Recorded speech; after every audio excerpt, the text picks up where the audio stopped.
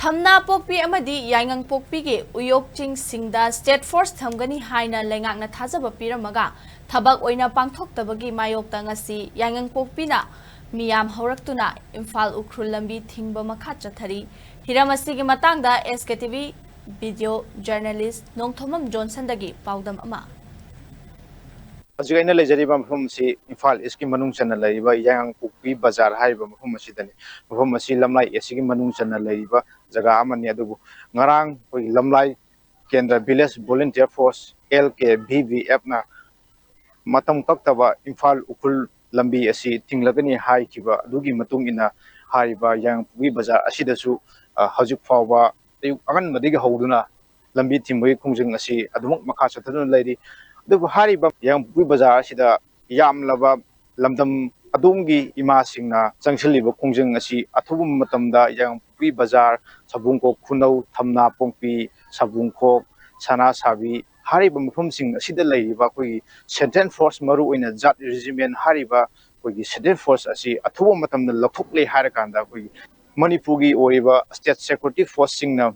chingkhong singya da ngakse la harakanda London masida lairiba ima event sing asibu ngakpi senbiyo haibani yang Pokpi bazar sida protest yauriba ima amana phungdropi wafam terminasi mamangda ju moina asi lokho ibani takho ibani haidana bangka sidu ibani haidana kaya karu re central force kaya adubu moine he kumdarakpaga moina akoide phi haijanlai makhut masa phi haijanana aduna hena moina karu khudingi moiji bangkar masing hen ya yamna sador eba ujikya suki mati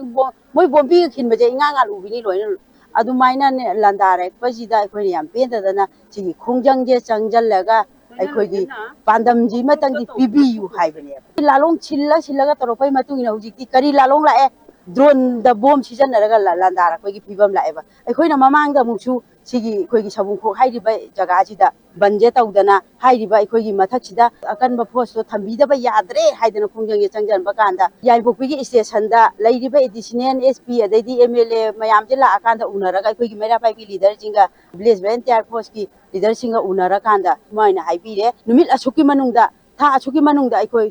choi dana asida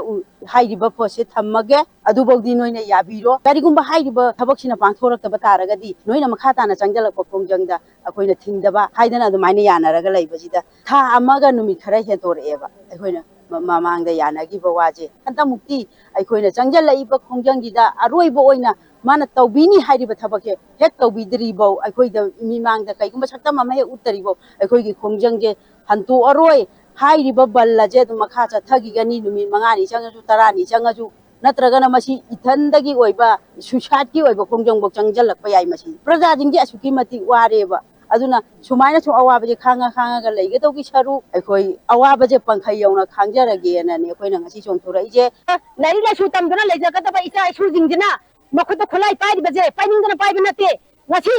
Manipur ase akhoi imaleba se kandaba yade haiduna masagi larik la su tamgada phawboda thadoga ngasi makhuta khulai pai raga landing nari baje akhoi aduki matik mama ama oina akhoi aduki matik pendre aduna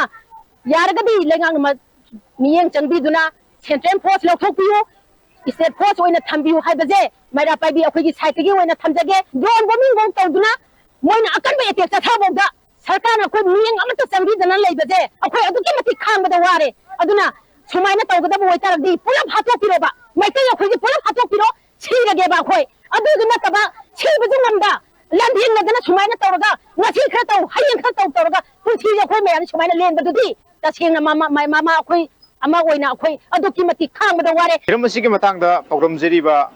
Nongthomam Johnson SKTV Sombu